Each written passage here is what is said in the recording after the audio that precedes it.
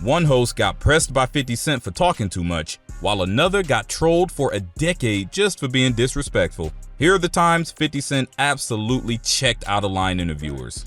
We have to kick this off with DJ Cosmic Kev. In 2014, 50 stopped by Power 99 FM to discuss the G-Unit split and his issues with Ja Rule. At the time, 50 was coming for anyone associating with Ja. Kev pressed him on it, claiming 50 wouldn't keep that same energy if Jay-Z was involved. If Jay-Z would have did a song with Ja Rule, he would have got it like everybody else. He stayed clear of that motherfucker. Like, look, you think, let me tell you something, look, at that point, you don't understand what the difference is between... If Jay-Z would have jumped on the track with Ja, you would have went at Jay?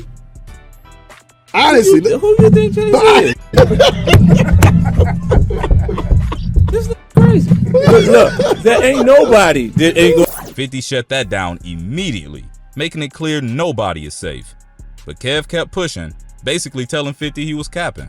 Z would have jumped on the track with Ja, you would have went at Jay? Honestly. Who you think Jay-Z is? Kev took it a step further, pointing out that 50 seems to always be beefing with someone. The thing of it is, I do know that you've never been a person that pick and choose battles like you know, but some people do. That's when 50 got annoyed, explaining that all he has to do is drop a bag to hit up whoever wants smoke with him. You can find nothing that will make me afraid of the situation now because I have the resources. I grew up at the price of life is cheap. So you got the bag. Kev refused to back down though. He fired back, implying 50 wasn't actually with it. You think I won't drop the bag? That's what you think? Nah, look, hey. You got to be kidding me. Like, that's the easiest thing in the world. I'm just asking. And then you say, and you got to get, 50 escalated it, stating his legal team ensures he's untouchable, even if something actually happened. He's stronger than linebackers. My lawyers got a crew. Front line stronger than that. Then Kev really put a target on his back, telling 50 that if he tried that on him, he'd rat and sue for everything. Guess what's gonna happen? Once you punch me in my mouth, I'm gonna get my man Terrence K.O. Lewis. I'm gonna get him to punch me in my mouth because then I want to get double the money. But the way 50 responded was too cold, letting him know he wouldn't be around long enough to tell anyone. And I'm gonna take the same kind of money that you would get and get it to the homies and go shoot the yeah. Couple times. If you thought that was crazy, just wait until you see how 50 handled this next host. When 50 visited the Hot 97 morning show in 2014, everyone knew it was going to get toxic because Ebro had been throwing shade, blaming 50 for the collapse of New York hip-hop. Not about you, man.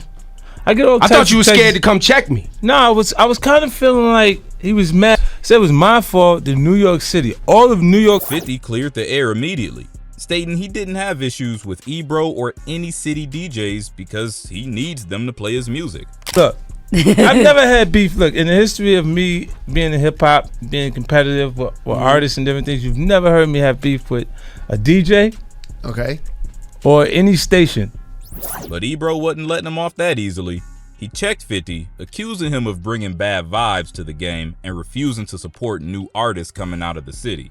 Music was so big and you were so successful and so many hits upon so many hits that other artists wouldn't work with you and you wouldn't work with other artists, so it made it so it wasn't a collective, it was a division. 50 fired back, arguing he can't be blamed for killing New York hip-hop when the city never supported him originally. He reminded them he couldn't get a deal until someone outside New York gave him a chance. I couldn't even get a deal in New York City. My deal was with Eminem from Detroit and Dr. Dre from the West Coast. Right. Because they were going, no, we like real, we want the real, but wait. Then he exposed the industry politics, claiming they blackballed him just for being authentic. Because they were going, no, we like real, we want the real, but wait. Yours is too real. And you have been blackballed though. You have been blackballed. Like it is what it is. So it's like there was no deal. There was nothing there. 50 broke it down, schooling the crew on how people tried to drag him down instead of collaborating. But halfway through, Ebro took the interview in a different direction. He switched lanes and started talking street politics, bringing up old drama with Jimmy Henchman. Moments I thought I was gonna have some real issues in my life, because I'm a square. I work 9 to 5, been in radio 20 years. I ain't really done nothing else. I'm not one of these street dudes. When Jimmy Henchman came to ask me about Gorilla Black, 50 shut that down instantly, labeling Jimmy a snitch. You could feel the energy shift in the studio. Nobody wanted a part of that conversation. Respected it. Jimmy's a rat, man. Jimmy's a cold stone rat. Don't bring us into that, man. Yo, look. I ain't got nothing to do it. Why'd you take that off? Because you know. Why'd you take that off? Ebro tried to play it cool, but 50 wasn't done just yet, even dragging Al Sharpton into the mix. Al Sharpton too. They just had Al Sharpton in the paper. No, but see, the difference is Al Sharpton's supposed to tell on the mob. He's supposed to. He's a reverend. He's supposed to. 50 just kept it going. He accused Sharpton of having mob ties and called Ebro out for defending him. Explain this to me, Ebro. Why is your reverend a rat? Meeting with the mob. Why is your reverend in the meeting with the mob? Explain it, Ebro, since you want to do that. I don't know. We don't know. That wasn't the last back and forth between 50 and Ebro, though. Let's go back 8 years to when 50 was promoting his show 50 Central. He pulled up to Hot 97 again, and things quickly got tense when Ebro talked shit about New York hip-hop, claiming the scene had been dead for 15 years, and hinting it was 50's fault. 50 wasn't having it. He flipped the script, blaming Ebro for letting the culture fall off. You know what it is? No, I thought he'll blame me for New York City hip-hop. It is your fault. He was the program director. He did not play that music. No, I supported This is who they should be looking. Ebro fired back, claiming 50 was always starting drama, destroying the unity that could have returned New York to the throne. He even recalled a moment when he showed 50 love just for 50 to switch up on him. And then you threatened to have me beat up, and I was like, so what? It's what it is. You? Because I'm like, look, how you gonna mess it up and then say I did? I know you played a party, bro. Then Ebro tried to frame 50 as leaving hip-hop behind for TV, while 50 accused him of suppressing new artists by refusing to spin their tracks during that era. That time span, you mean to tell me they didn't play because my records were good? No, a lot of them. They didn't play because the program director didn't play. No, there was actually a lot of people who had hits. And right when it looked like things were cooling down, 50 took it to a whole new level. New York City hip-hop died. I didn't shoot it. No, you did it. No, because you pulled nobody it apart. else can. You pulled it apart. You had every. Ebro clapped back, blaming 50's war with Ja Rule for halting New York's momentum, claiming 50 was too focused on attacking anyone associated with Ja. Anybody did a record with Joe or Ja was beefing with you. No, listen. And you pulled it apart. At a time when we could have had unity and everybody came to the marquee artists, not the new. He also argued that 50 feeds off conflict, which is why he won't collab with most of the city's rappers. But 50 cut him off, schooling him on the business side of the industry, reminding him that the game is the game. If you don't have competitors creative, your competition, you don't have to notify them. Pick somebody that's good in the field that you're in and make that your competitor. Like, who's in your slot? By 2018, the back and forth was still active. Ebro circulated a rumor that 50 was banned from Summer Jam in 2004 for snatching Slowbuck's chain and launching a chair at a fan. 50 hit back on Twitter, labeling Ebro a sucker.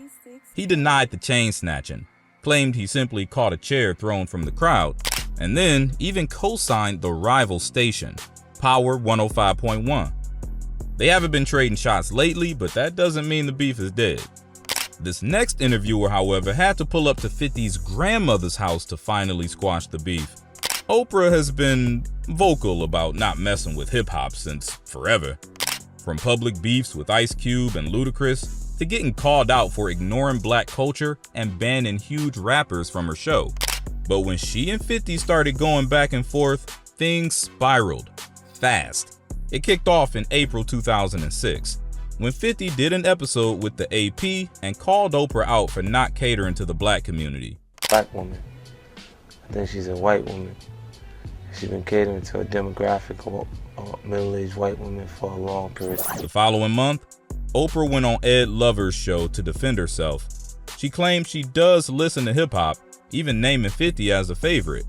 But she also fired shots, criticizing rappers for misogynistic lyrics and crazy use of the N-word. After years of throwing shade, Oprah and 50 finally met face-to-face in 2012 at his grandmother's house. You could tell Oprah wanted peace, but also wanted to hold 50 accountable for the trolling, because she opened by asking about his shooting incident. Pulled up on the side of us. A guy got out the passenger seat of that car, came around behind it, and shot through the actual car. Oprah pressed on, asking how it felt to get shot, attempting to defuse the tension between them. It hurt as much as people imagine it hurts because of your adrenaline and how the shock of what's actually going on. She kept trying to get 50 to let go of the grudge, but while 50 smiled in her face, he slipped in some facts to remind her he's really with it. Did you ever find out who did it? Yeah, I knew who did it shortly after.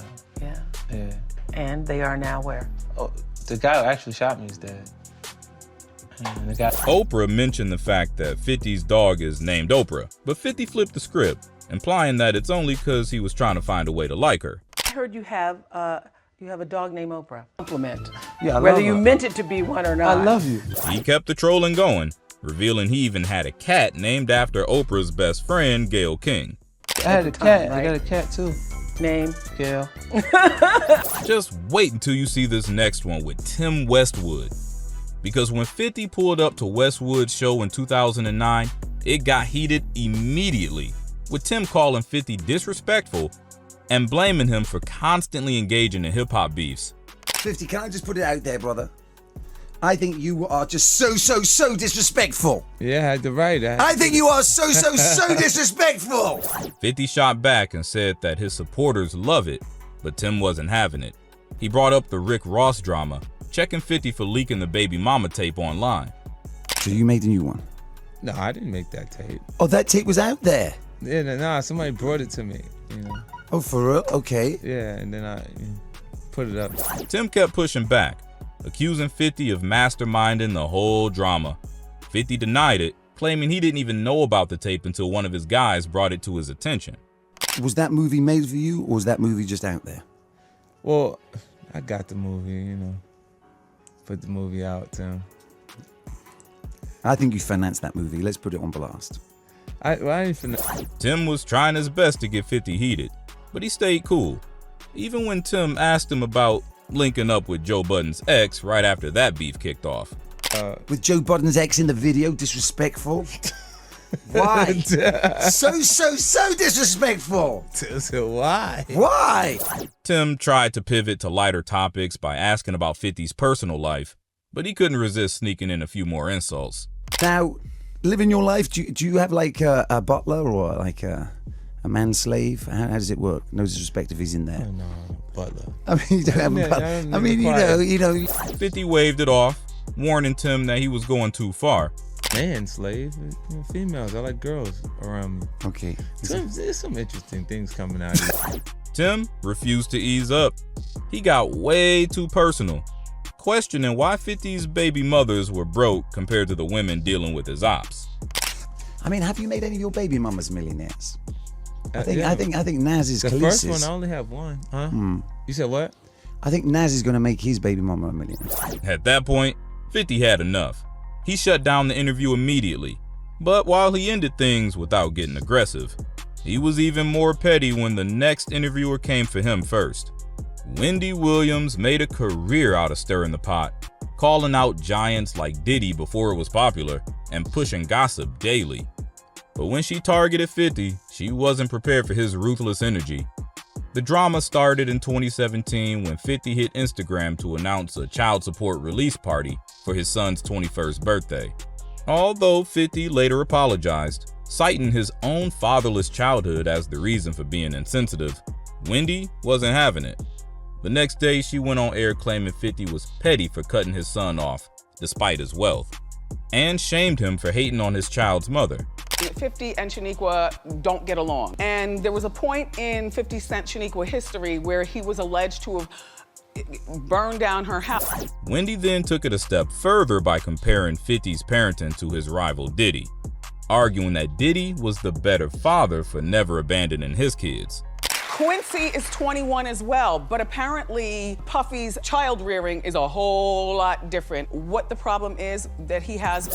She fired direct shots, telling 50 he was too old for these antics and needed to get his act together. And I mean, 50 is how old now? 40? 42. Too old to be blaming some of his adult behavior on his... 50 responded with lethal force.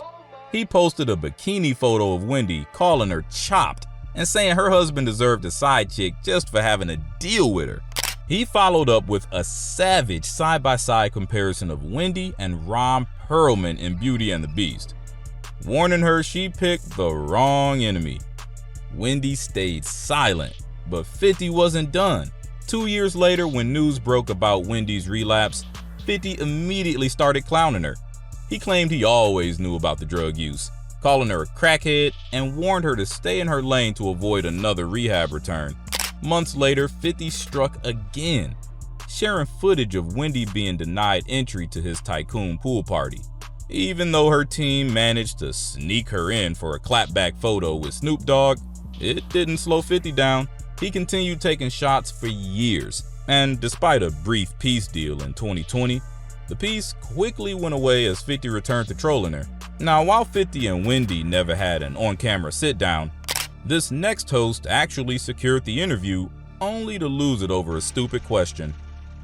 In 2020, 50 joined Complex's Speedy Mormon to discuss his show For Life. It started well, with Speedy congratulating him on his Hollywood Walk of Fame star. But the vibe shifted instantly when Speedy mentioned the French Montana beef. As though it all started with playful banter, it still seems that way to me, but what's up with French? Are you guys cool? Are you not cool? Alright, so to give some background, the issues between 50 and French date back to 2012, when 50 accused French of filming DJ Khaled's mother during the height of the Rick Ross drama. Yeah, a DVD dude, like he come and he shoot DVDs. You know, Frenchie, they got me the tape. They got me the tape of his mother's house. They continued trading insults for years, with 50 mocking French in 2019 for financing a Bugatti, and again in 2020 for allegedly faking streams. While 50 didn't deny the tension, he made it crystal clear he wasn't interested in discussing it during the Speedy interview. I don't really have interest in it. Like, there's not much going on. Speedy pressed on anyway, asking about a rumor involving 50 jumping French in Miami. 50 called cap immediately, claiming fans were blowing a non-story out of proportion. That you snuffed him in a club in Miami or something, is there any truth to any of that? No, there's no truth to that. Okay. Would I do a thing like that? I don't know, I wouldn't. 50 tried to kill the topic, but Speedy wouldn't drop it. Finally, 50 lost his patience, ripped off his mic, and walked out right then and there. Why would you think that way? Would you think Will Smith would do that? I can't believe you would say these things about me. I'm not saying them about you. The internet said these things. Would you? I think this guy right here would have. That wasn't the only time the French Montana situation ended an interview early. Back when the beef was heating up in 2012, XXL magazine got 50 on the phone to ask about his various feuds, including his issues with The Game and Young Buck. 50 called it disrespectful for either rapper to come at him when they didn't have his current hits, especially since he handed them the biggest tracks of their careers. Now see, context is key here. The Game was originally signed to G-Unit and Interscope. Early on, he and 50 were constantly in the studio, but after The Game released his debut, the documentary, financial disputes started tearing them apart. And I own some of those stocks. Listen, 50 Cent's here, interview that I've been complaining about. You've been complaining? Yeah, I've been hearing a lot about you, man. I get all But in 2005, The Game went on Funkmaster Flex's show and denounced he wouldn't back 50 in his beef against Jay-Z and Fat Joe. And yo, put me on the air, His way of trying to fix that situation was saying, I don't have no problem, not with Jay-Z, not with Memphis Bleak, but I don't have a problem with nobody. I don't have anything to do with that record, Piggy Bank, that 50 Cent got or anything else. So he was. 50 immediately clapped back, calling The Game out for being disloyal, and eventually kicking him out of G-Unit. Fast forward to that 2012 XXL interview, 50 was going at The Game again, calling him ungrateful and saying he didn't have the sales numbers to even speak on his name. But then the interviewer got too comfortable, switched lanes, and asked about his other beefs, specifically bringing up French Montana. As soon as 50 heard French's name, he got pissed. He told the interviewer to stop bringing up rappers who aren't on his level financially. The interviewer kept pressing, trying to justify why he asked about French, but 50 was done with the talking. He hung up the phone right there, and since the interview got cut short, it never actually dropped. That isn't the only time 50 checked hip-hop media for testing him. In 2009, 50 sued Q, the CEO of Worldstar Hip Hop, for using his image without cutting a check.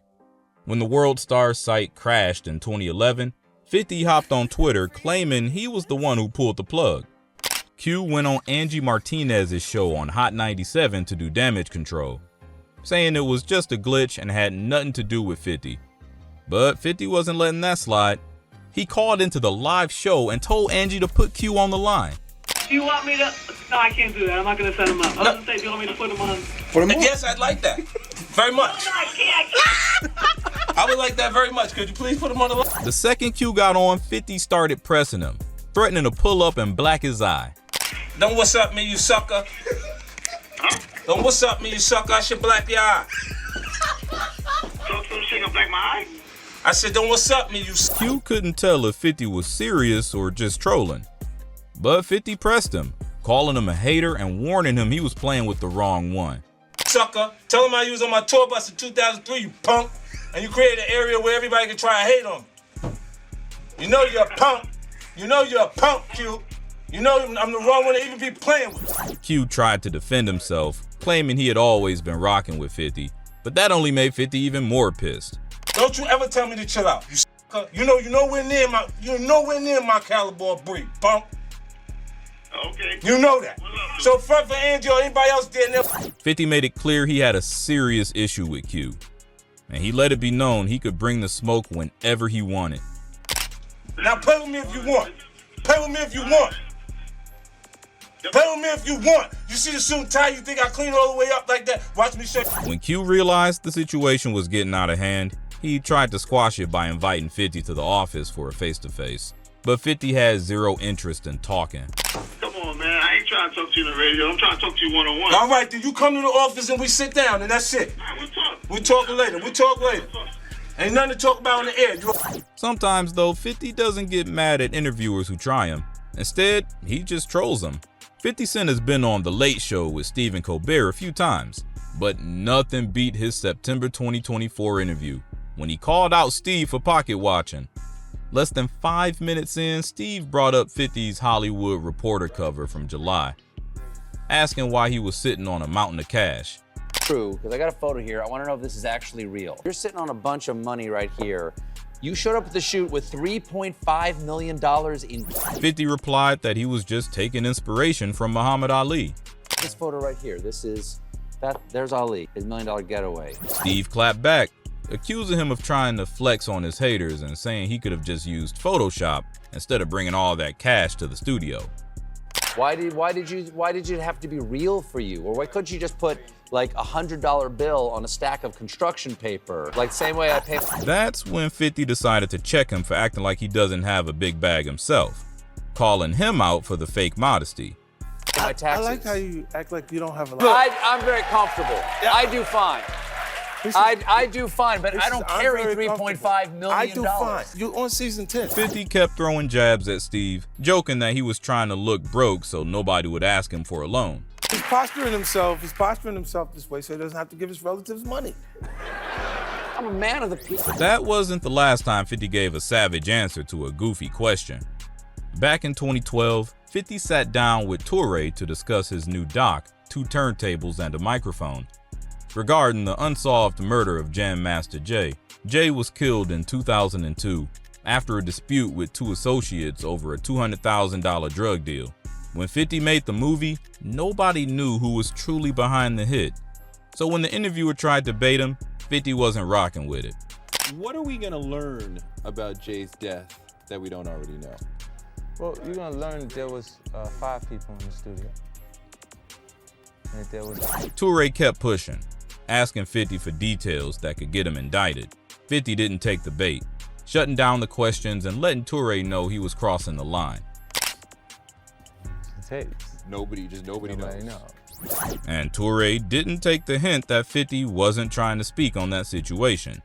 He kept interrogating 50 like a Jake, asking why the shooters hadn't been arrested yet. Nobody has been arrested, no killer's been found. I think that's a question for law enforcement. The more 50 tried to avoid the topic, the more Toure dug for details. When he straight up asked 50 who he thought the hitters were, 50 got pissed and almost ended the interview right there. You got a theory, huh?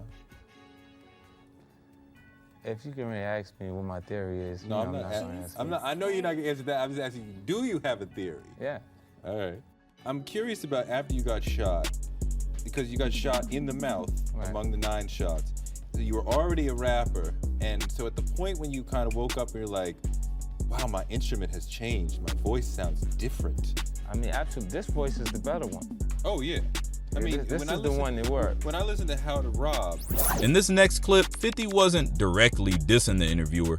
Instead, he used their stupid questions to dunk on one of his biggest ops. 5 years ago, 50 went on Drink Champs to talk about his career and his business moves. But after some time, the topic switched to Diddy. And 50 went off. He fired shot after shot, even bringing up a time Diddy tried getting freaky with 50.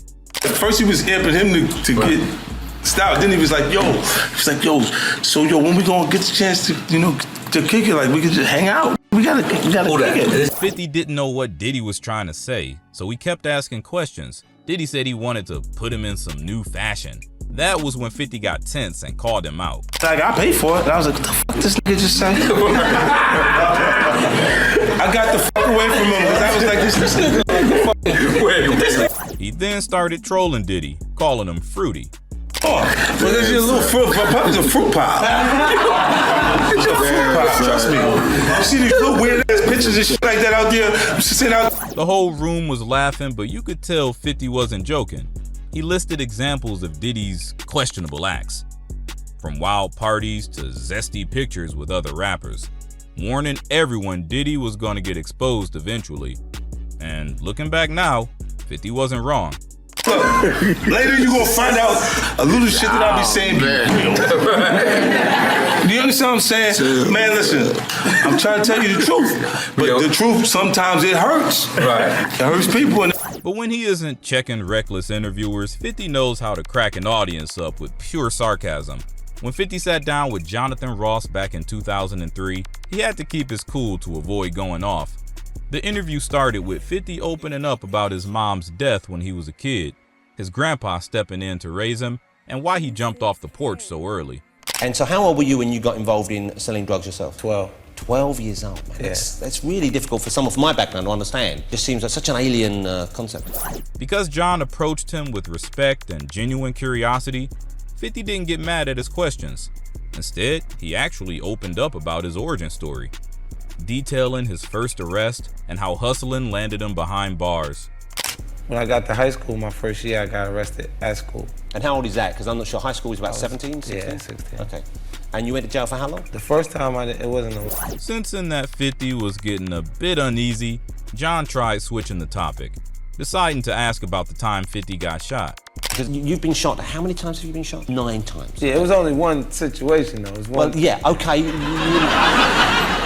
But they kind of went for it, didn't they? Yeah. However, the moment John brought up his op, specifically Ja Rule, 50 couldn't help himself.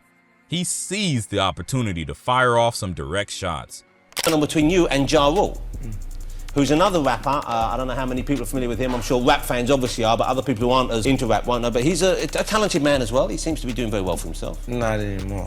While that interview went smooth, in this next one, 50 knew exactly how to handle an interviewer digging too deep into his personal business. 50 hit the Graham Norton show in 2015 ready to roast Graham and the other guests, particularly when they started pressing him about the shooting. I got, shot 9 times, but it was one time. And I just didn't see the person coming, or I would have avoided it at all costs. 50 started off chill, fielding the easy questions while slipping in some sarcasm whenever he felt like it. Where were you shot? Where? Like in front of my grandmother's house. But where on your body? Eventually, he got real, describing the damage to his legs, arms, and mouth. He revealed how that moment nearly finished his career because it permanently changed his vocal delivery. I got hit in the face, so fragment portion of it is in my tongue, so it kind of changed the way I speak a little bit. Like, and you're rapping as well. Yeah. What is it, Stilly? True to form, 50 still flipped the trauma into comedy, joking that the scar tissue in his mouth actually helps him out when it's time to get intimate. See your tongue. Can you see it? Yeah, it's great for oral sex. I feel 50. I can feel it. So for this next check, 50 wasn't targeting a host. Instead, he was going after an old op. 50 and Shine have been beefing since the early 2000s, trading shots on Hot 97 freestyles and jail-recorded diss tracks like Piggy Bank. But in 2010, 50 took the pettiness to a new level.